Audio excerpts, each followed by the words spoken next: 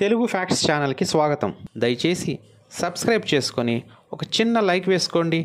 ఈ విధంగా మీరు నాకు సపోర్ట్ చేసిన వాళ్ళు అవుతారు. మీ సపోర్ట్తో నేను మరిన్ని ఫ్యాక్ట్స్ వీడియోస్ చేయడానికి సహాయపడతారు.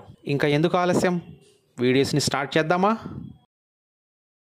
బెటల్జూస్ ఒక రెడ్ సూపర్ జెయింట్ నక్షత్రం గురించి మనం తెలుసుకుందాం. బెటల్జూస్ అనేది ఒక రెడ్ సూపర్ జెయింట్ స్టార్. ఇది మన కంటికి కనిపించే అతిపెద్ద నక్షత్రాలలో ఒకటి. ఇది ఓరియన్ కన్స్టలేషన్ అంటే నక్షత్ర మండలంలో రెండవ ప్రకాశవంతమైన నక్షత్రం మరియు సాధారణంగా రాత్రి ఆకాశంలో కనిపించే 10వ ప్రకాశవంతమైన నక్షత్రం. ఇది మన మిల్కీవే గెలాక్సీలోనే ఉంది. ఇది ఒక వేరియబుల్ స్టార్ అంటే క్రమానుగుణంగా కాంతిలో మారుతూ ఉంటుంది మరియు అప్పుడప్పుడు ఇది బాగా డిమ్ గా మారిపోతుంది. ఇది సాధారణంగా 400 రోజుల డిమ్మింగ్ సైకిల్ మరియు సుమారు 5 సంవత్సరాల సుదీర్ఘ సైకిల్ కలిగి ఉంటుంది. 2019 అక్టోబర్లో నక్షత్రం సర్ప్రైజింగ్లీ బాగా డిమ్ అయిపోయి మిడ్ ఫిబ్రవరి 2020 కల్లా ఇది ఇంకా బాగా డిమ్ గా మారిపోయింది. ఇది రాబోయే 10,000 సంవత్సరాల కాలంలో సూపర్నోవాకి వెళ్తుందని శాస్త్రవేత్తలు భావిస్తున్నారు. బెటల్జూస్ ఇది మన సౌర కుటుంబంలో 640 కాంతి సంవత్సరాల దూరంలో ఉంది. సూర్యుడి కంటే 700 రెట్ల వ్యాసం కలిగిన అతిపెద్ద నక్షత్రాల్లో బెటల్జూస్ సుమారు 6000 ఫారెన్హీట్ ఉపరితల ఉష్ణోగ్రత కలిగి ఉంటుంది.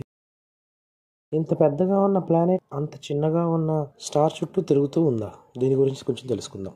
LHS 3154b అనేది కొత్తగా కనుగొనబడిన ఒక ఎక్సో ప్లానెట్. దాన్ని హోస్ట్ స్టార్ LHS 3154 కు ఇది చాలా పెద్దదిగా కనిపిస్తుంది. ఇది చాలా తక్కువ ద్రవ్యరాశితో కలిగిన ఒక రెడ్ డ్వార్ఫ్ స్టార్. ఇది జస్ట్ 11% మాస్ తో ఉంటుంది మన సన్ తో కంపేర్. LHS 3154b భూమి కంటే దాదాపుగా 13.2 రెట్లు అంతకంటే ఎక్కువ ద్రవ్యరాశిని కలిగి ఉంది. అంటే ఇది మన సోలార్ సిస్టమ్ లోని నెప్ట్యూన్ సైజ్ లో ఉంటుంది. ఇది తక్కువ ద్రవ్యరాశి నక్షత్రాల చుట్టూ ఏర్పడే సాధారణ పరిమాణం కంటే చాలా పెద్దది. దీని అర్థం గ్రహ నిర్మాణం యొక్క ప్రస్తుత సిద్ధాంతాల ప్రకారం మనకు పూర్తిగా అర్థం కాలేదు. LHS 3154b ఎలా ఏర్పడిందనే దానికి ఇప్పుడు ఒక వివరణ ఏంటంటే, ఇతర నక్షత్రాలు లేదా బైనరీ వ్యవస్థలతో గురుత్వాకర్షణ పరస్పర చర్యల ద్వారా చాలా గ్యాసెస్ అండ్ డస్ట్ డిస్క్ నుంచి ఏర్పడి ఉండవచ్చునని సూచిస్తున్నారు.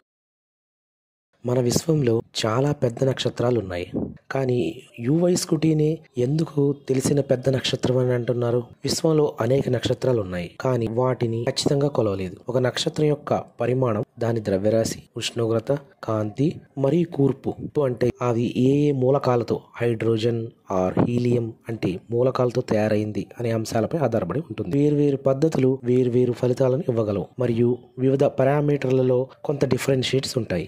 అందువల్ల విశ్వంలో అతిపెద్ద నక్షత్రం ఏది అని ఖచ్చితంగా చెప్పడం అంత సులభం కాదు. సూర్యుని వ్యాసార్థం కంటే 1700 రెట్లు వ్యాసార్థాన్ని కలిగి ఉన్నందున యువై స్కూటీని విశ్వంలో తెలిసిన అతిపెద్ద నక్షత్రం అని పిలుస్తారు. మన సౌర కుటుంబం మధ్యలో ఒక సూర్యుడి ప్లేస్ లో గనక యువై స్కూటీని పెట్టేస్తే అది జూపిటర్ కక్షకు అవతల వరకు విస్తరించి ఉంటుంది. ఈ అంచనా దాని కోణీయ వ్యాసాన్ని కొలవడానికి నక్షత్ర ఇన్ఫ్రోమేటీ పద్ధతిపై ఆధారపడి ఉంటుంది.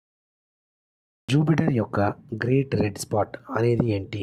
దాని గురించి తెలుసుకుందాం. జూపిటర్ యొక్క గ్రేట్ రెడ్ స్పాట్ అనేది గ్రహం యొక్క ఉపరితలంపై ఎర్రటి మచ్చగా కనిపించే ఒక పెద్ద తుఫాను. ఇది మన సౌర కుటుంబంలో అతిపెద్ద తుఫాను మరియు ఇది భూమి పరిమాణం సైజులో ఉంటుంది. గ్రేట్ రెడ్ స్పాట్ జూపిటర్ యొక్క సౌత్ స్పేస్ లో ఉంటుంది.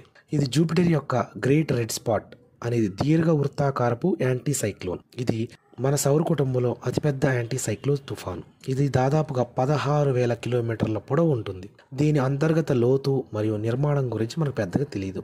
గ్రేట్ రెడ్ స్పాట్ దాదాపుగా 300 సంవత్సరాలుగా మనం గమనిస్తూ ఉన్నాం. అంటే దాదాపుగా దీన్ని 1665లో మొదటిసారిగా కనుక్కొనబడింది. అప్పటి నుండి దీన్ని పరిశీలిస్తూ ఉన్నాం. నెప్ట్యూన్ గ్రహం ఎందుకని బ్లూ కలర్లో కనిపిస్తుంది? నెప్ట్యూన్ అట్మాస్ఫియర్ వచ్చేసి అంటే వాతావరణం వచ్చేసి హైడ్రోజన్, హీలియం, మీథేన్లతో ఉంటుంది. ఈ మీథేన్ అనేది నెప్ట్యూన్ అప్పర్ అట్మాస్ఫియర్ అంటే ఎగువ వాతావరణంలో ఉంటుంది. అది వచ్చేసి రెడ్ వేవ్ లెంత్ ఉన్న సన్లైట్ని లోపలికి తీసుకొని బ్లూ వేవ్ లెంత్ ఉన్న లైట్ని బయటికి స్పేస్లోకి వదులుతుంది. అందుకనే మనకి నెప్ట్యూన్ చూడటానికి బ్లూ కలర్లో కనిపిస్తుంది. ఇంకోటి ఏంటంటే ఈ నెప్ట్యూన్ 80% వచ్చేసి ఈ కోర్ వచ్చేసి made of dense fluid icy materials తోటి ఉంటుంది. అంటే దీంట్లో వాటర్, మీథేన్, అమోనియా. ఎప్పుడైతే చాలా కోల్డ్, ఎక్స్ట్రీమ్ కోల్డ్ సర్ఫేస్ అంటే దాదాపుగా -214 డిగ్రీల సెంటీగ్రేడ్ దగ్గర ఉంటుంది. ఈ 214 డిగ్రీల మైనస్ ఇవన్నీ రాకీ కోర్, మంచు కూడా రాకీ కోర్ లాగా మారిపోతుంది.